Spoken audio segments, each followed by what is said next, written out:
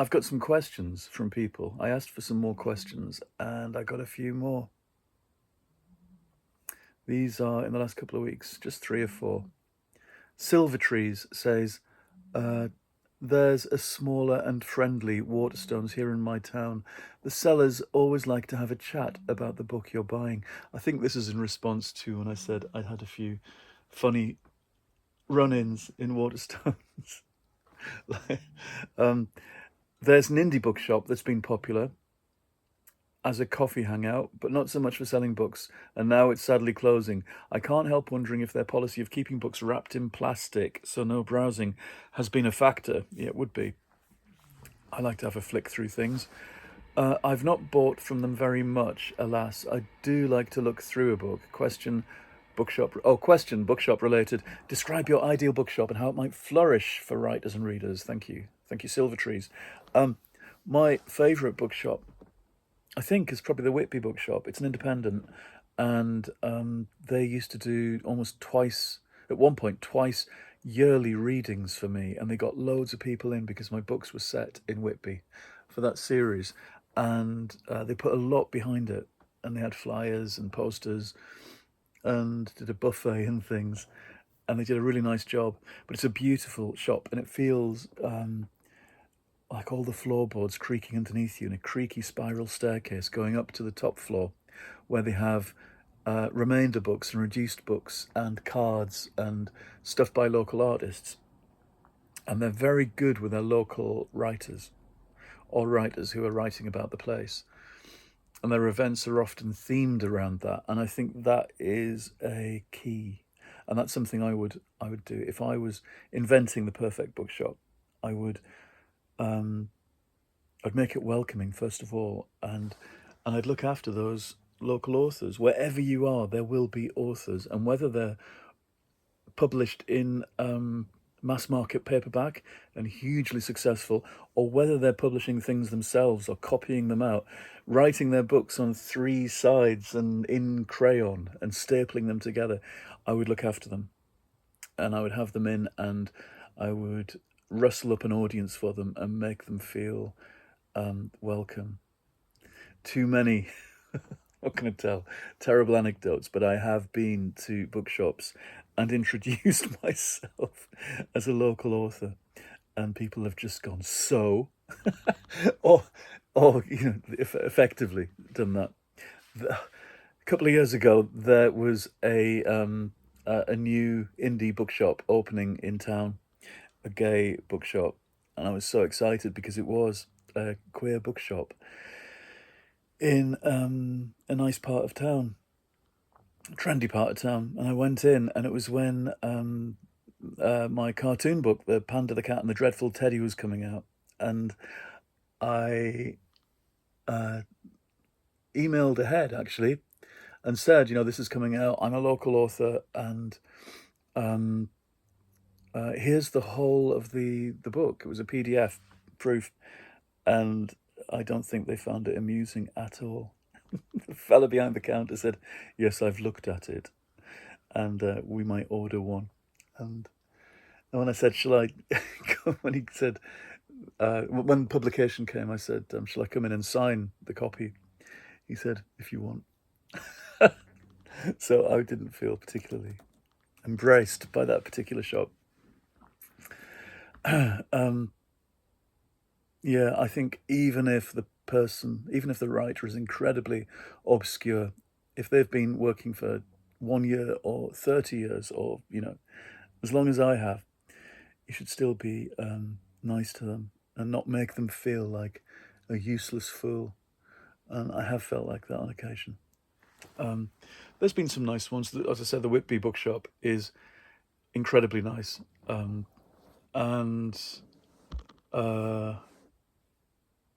yeah, various others. Bob's Bookshop in Liverpool. Blend, Coffee Blend. I've forgotten the actual name. Sorry about that, Bob. Bob Stone's Bookshop. I'm going to look it up. The Right Blend? I'm drinking coffee, so that's confusing me. And I went to Bob's Bookshop in Liverpool. It's an indie, and he, gosh, it was in COVID, and we all had masks on, and we went in and did a signing um, when restrictions had alleviated enough so that you could do signings, but we all sat there with masks on for a couple of hours. Um, and even then, in those Right Blend books in Liverpool, that's what it is, Right Blend. Um, even then, it was still a kind of convivial do. So it shows that it can be done. So I'm happy for my friendly bookshops, and I'm very wary of those who haven't been. Oh, I could tell you some stories. Um, and when I talked about Waterstones as well, it's not true that they were all awful. The Arndale Waterstones in Manchester did a Doctor Who event a number of years ago for me and a couple of other authors, and that was really nice and friendly. So, um, but yes, I've always dreamt of having a bookshop. It's funny. I don't think I'd. I think I'd be more like Bernard Black in Black Books and sit at my desk doing stuff, reading probably the whole time. But I think I would know how to be welcoming. Anyway, I think that's how it flourishes. That's how things flourish. I think make it. It's build it and they will come, like in Field of Dreams, isn't it? Sarah is reading. Says you wanted questions, so how about doing a desert island discs of your favorite 8 books to have with you if you were stranded on a desert island, rather than music tracks as per the radio program? I let you have the Bible anyway. I don't really want it, like they do on the radio. You can choose a luxury as well. It has to be inanimate, so no partner or cats. So it would be a lifetime supply of After Eight mints. Yep, with the little envelopes in each for each mint. And every time I ate one, I'd write a little note and pop it back in the envelope, so I could fill up the box with little notes. And they might be kind of SOS notes, or they might be something for me to read in the future. 8 books. I might just pick 8 off the top of my head now, actually. I'd have an Ann Tyler, so I'd probably say The Accidental Tourist, because that seems to me the most compendious one. There's so much in that book, I think. Maybe The Moon by Armistead Maupin, because that would always be there. Alice in Wonderland, Lewis Carroll. Hotel New Hampshire, John Irving.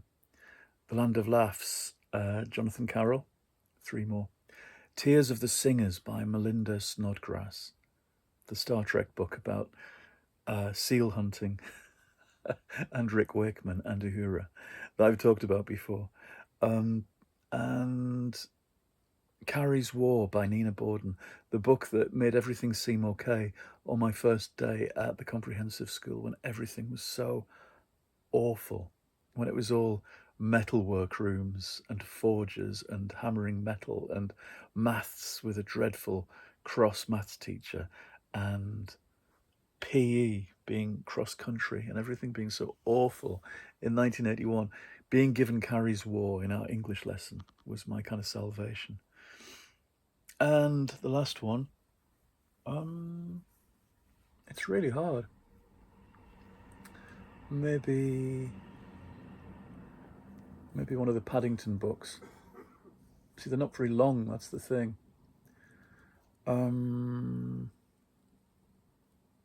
The Dark is Rising, Susan Cooper, although I've read it again and again and again. I think if it was a desert island as well, you'd want something a bit snowy and cold. So those are my 8. And yeah, I've done... I can't take a partner or cats, so I'd take After Eight. Erin Neal says, what made you decide to start this channel? It's a real breath of fresh air amongst booktubers. It's extremely enjoyable. Thank you. I wanted to for a long time. During lockdown, at one point, I did a search for... I don't know what made this come into my head. I had a feeling somebody would be doing videos of book shopping, and somebody must have made videos of themselves book shopping and looking along shelves. And because we couldn't go to bookshops, I thought I'd love to watch something where someone's shopping, and I found them, and they were much more professional and smart and enjoyable than I even expected. And I think it was Jesse the Reader, um, going to New York for a weekend and going to all the bookshops and eating and walking around New York. And he'd edited this mini movie, and there was wonderful music on it as well that I immediately looked up and bought the single. And that was my gateway into this whole world of booktubing and booktubers. And I found that there's loads of variety. There are some where people sit just talking to camera like this, with lots of uh, stuff that they've bought, holding up things that they intend to read. And then there's some that go round bookshops with that kind of lo-fi jazz hop music playing in the background, and they're browsing covers, usually in romance and romantasy, those particular genres. And then they sit in their car showing you what they've bought and what they intend to read. And I became quite addicted to watching these. Very consoling when you can't leave the house to watch other people going about the place. And it was lucky that there was an archive of this kind of stuff there. So I've kept up watching different people. The ones I still watch Jesse the Reader. There's uh, Cameron Chaney and his horror books. There's Morgan Long as well, who is still going, I hope. Although you get worried when there's not regular videos by people, and when people do them a lot, it's very easy to feel part of their kind of ongoing lives. So I watched these for about 2 or maybe even 3 years, and I thought I couldn't do that. I mean, aside from the technical gubbins and the technical know-how and the time spent, I mean, people spend weeks editing their videos together. I thought I couldn't face the shame of sounding stupid, sounding like a complete nana, and looking daft, and that being online. But then I don't know, I swallowed my embarrassment, and I just spontaneously made a first video back in February, and I don't even know what it was that provoked me in the end, just to sit and chat. I think I just pressed record on the phone when I was sat there with the cat, just to see if I could talk fairly naturally into empty space. And I quite enjoyed it. And so I've done it almost every single day since then. I missed one day in this last week. But thank you, and I'm glad people are watching. I'm just about up to 2,000 viewers, which seems amazing to me. So I'm going to carry on doing these and I think being quite candid about my writing life as well as my reading life.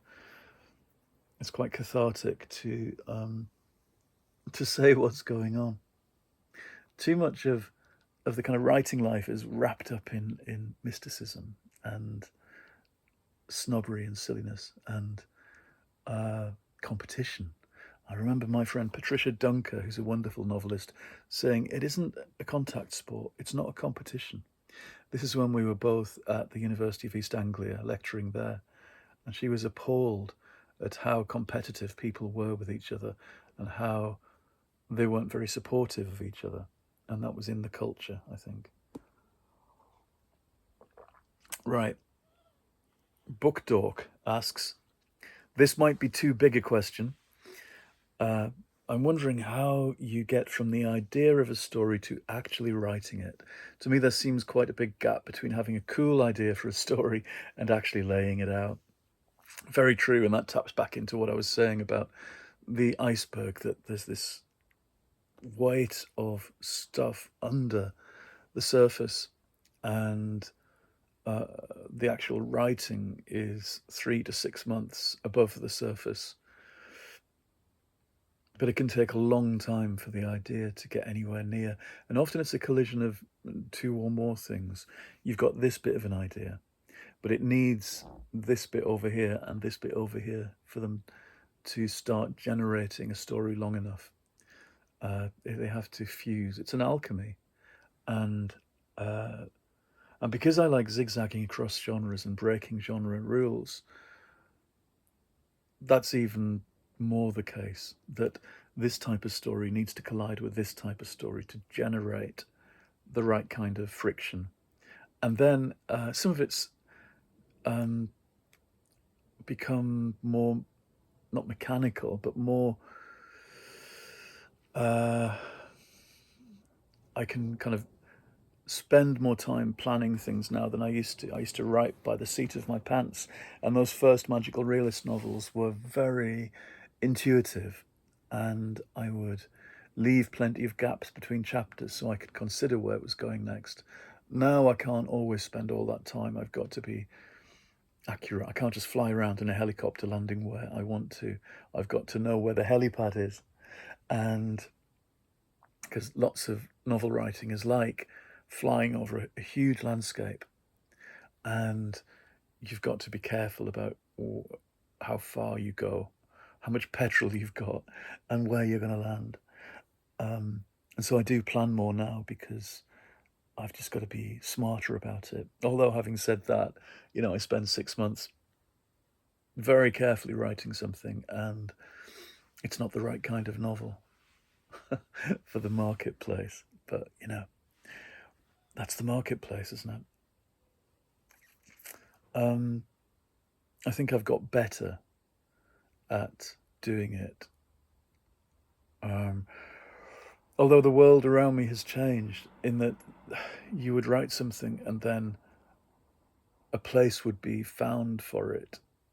You were allowed to be more idiosyncratic. Now it's much more about how can they make you fit in with a slot that's already there, which I don't quite believe in. I do believe in being idiosyncratic and being your own thing, which is it's a tough thing to do, tough thing to be in the current publishing climate, really, the current world. I think there's a lot of conformity, yeah, a lot of fitting in. So a lot of my work is often about making my work less wayward and peculiar, because given the choice, it would be very wayward and peculiar indeed. Right, that's the 4 questions that I picked out. I cut and paste them from the comments. I might have missed some. If I have, and if you've got any other questions, let me know in the comments below. That's me rambling on today. I hope you're all well and enjoying the summer, although it's cooler again here now in Manchester. I hope it's warm where you are. I'll say goodbye. And I'm going to stop saying anyway at the beginning of sentences. I watched my video when I put it together of my bits of adventures in Perth, and I was saying the word anyway all the time. It's as bad as beginning every sentence with so, as people do. Right, I will go. Goodbye, and I'll see you again soon in the next episode. Oh, here's Socks to say goodbye. He's asleep. Say goodbye, Socks. He's not going to. Oops. Goodbye.